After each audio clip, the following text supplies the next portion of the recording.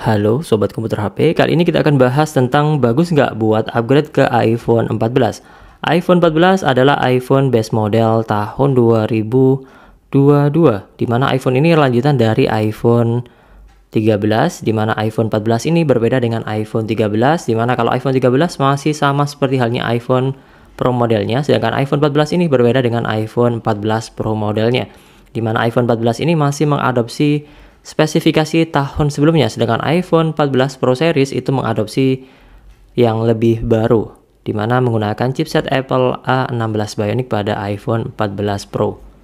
Nah, ngomongin iPhone 14 ini, kira-kira worth it nggak buat upgrade ke iPhone 14 ini? Buat kalian yang menggunakan iPhone 11, iPhone XR, tentunya iPhone 14 ini bisa jadi pilihan. Cuman, kalau saya boleh rekomendasikan, iPhone 14 ini lebih baik kalian hindari kalau kalian memang mau upgrade ke iPhone yang lebih baru. Kenapa? Ada beberapa alasan kenapa upgrade ke iPhone 14 ini kurang bagus, yang tentunya akan kita bahas dalam beberapa hal. Untuk yang pertama adalah dari sisi performanya. Kalau dari sisi performa, iPhone 14 ini bisa dibilang lebih mirip dengan iPhone 13. Yang overall harga iPhone 13 lebih murah dibandingkan iPhone 14 ini. Untuk harga second iPhone 13 di angka 8 jutaan, sedangkan iPhone 14 ini di harga 10 jutaan untuk yang X garansi resmi Indonesia. Secara desain dan juga bagian tampilan depan belakang, iPhone 14 dengan iPhone 13 sama persis. Untuk peletakan kameranya juga sama persis, materialnya juga sama, layar Super Retina HDR OLED Dolby Vision dengan 1200 nits, dengan refresh rate yang masih 60 Hz, belum 120 Hz layaknya iPhone 13 Pro-nya. Dan masih menggunakan ukuran 6,1 in, resolusi Full HD+, dan menggunakan chipset Apple A15 Bionic dengan fabrikasi 5 nanometer, CPU Hexa-core Apple GPU 5 core graphics dengan RAM 6 GB. Yang terbilang ini adalah spek dari iPhone 13 Pro. Yang overall untuk pilihan storage 128, 256, dan 512. Untuk spek kamera ini terbilang sama dengan iPhone 13 biasa, yang ada tambahan dari sisi mode actionnya. Kalau di iPhone 13 hanya ada mode cinematic, sedangkan pada iPhone 14 ini ada mode cinematic dan juga ada mode action yang memudahkan kita untuk mengambil video dengan lebih stabil pada saat kita gunakan merekam dalam kondisi lari ataupun berjalan. Dan untuk iPhone 14 ini menggunakan spek yang sama seperti halnya iPhone 13. Dual kamera pada kamera utamanya masing-masing berukuran 12 megapiksel, lensa wide, ultra wide, dan untuk perekaman video maksimal di 4K 60 fps. Kemudian untuk kamera depan, selfie kamera berukuran 12 megapiksel, lensa wide, sudah include dengan true depth kamera dan juga biometric sensor. Bisa merekam juga sampai 4K 60 fps. Untuk baterainya, ini berkapasitas 3279 mAh yang overall masih cukup bisa diandelin untuk pemakaian seharian. Untuk fiturnya ya cukup terbilang sama seperti halnya iPhone 13, sudah mendukung untuk jaringan 5G dan sudah mendukung MagSafe wireless charging dan juga fast charging pada iPhone 14 ini. Dan overall ya terbilang mirip dengan iPhone 13 dan belum mendukung untuk Pro RAW karena memang ini bukan iPhone seri Pro-nya. Kemudian untuk hal yang kedua adalah dari sisi update iOS. Kalau untuk update iOS, iPhone 14 ini pada saat dirilis menggunakan iOS versi 16 dan masih bisa update iOS terbaru di tahun 2023. Dan kalau dari sisi chipset menggunakan Apple A15 Bionic, kemungkinan besarnya iPhone 14 ini akan mengikuti update iOS terbaru dari iPhone 13 series ataupun iPhone SE generasi yang ketiga, yang sama-sama kesemuanya menggunakan Apple A15 Bionic.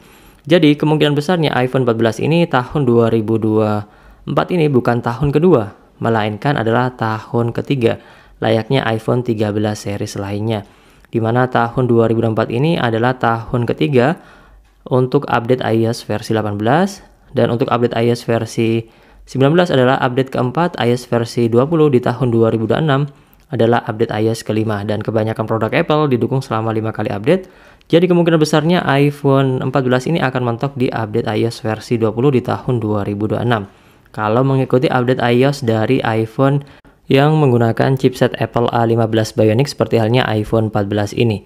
Itu kalau didukung selama 5 kali update ya, kalau 6 tahun berbeda halnya lagi. Jadi kemungkinan besarnya iPhone 14 ini akan mengikuti update iOS terbaru layaknya iPhone generasi sebelumnya karena memang prosesornya sama.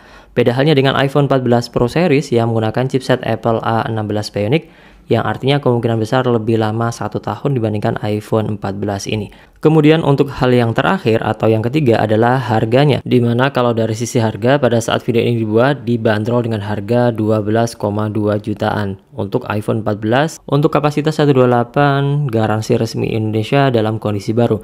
Yang terbilang ini harganya lebih mirip dengan harga iPhone 13 Pro kapasitas 128 X garansi resmi Indonesia dalam kondisi second ya, di angka 12 jutaan. Yang overall, saya lebih pilih iPhone 13 Pro dibandingkan iPhone 14 ini meskipun dalam kondisi second ya, dimana iPhone 13 Pro punya keunggulan lebih banyak, refresh rate bisa sampai 120 Hz, sudah ada Pro RAW-nya untuk kamera utamanya, dan sudah ada 3 kamera atau 3 lensa pada kamera utamanya, dan overall secara spek lebih bagus dibandingkan iPhone 14 ini. Ya nanggung aja ya beli iPhone 14. Dimana kalau secara spesifikasi lebih mirip dengan iPhone 13 series. Saya lebih rekomendasikan iPhone 13 biasa dengan harga yang lebih murah dibandingkan iPhone 14 ini kalau untuk common user ya, dengan spek yang serupa tetapi dengan RAM yang lebih kecil dibandingkan iPhone 14 ini. Dan overall iPhone 13 lebih recommended dibandingkan iPhone 14 ini kalau memang budget kalian under 10 jutaan dan lebih terjangkau dibandingkan iPhone 14 ini. Atau mendingan langsung iPhone 15 saja yang dibanderol dengan harga 13 jutaan yang overall lebih worth it dengan harga segitu dan overall membawa spek layaknya iPhone 14 Pro. Dan sudah menggunakan Dynamic Island serta sudah menggunakan port USB-C, tidak lagi menggunakan port Lightning pada iPhone 15. Jadi beli iPhone 14 ini terbilang nanggung, saya lebih rekomendasikan iPhone 13 biasa atau langsung mendingan iPhone 15 kalian. Semoga bermanfaat, jangan lupa like, subscribe, dan share, dan terima kasih. Sampai jumpa di next video di channel Komputer HP. Bye-bye.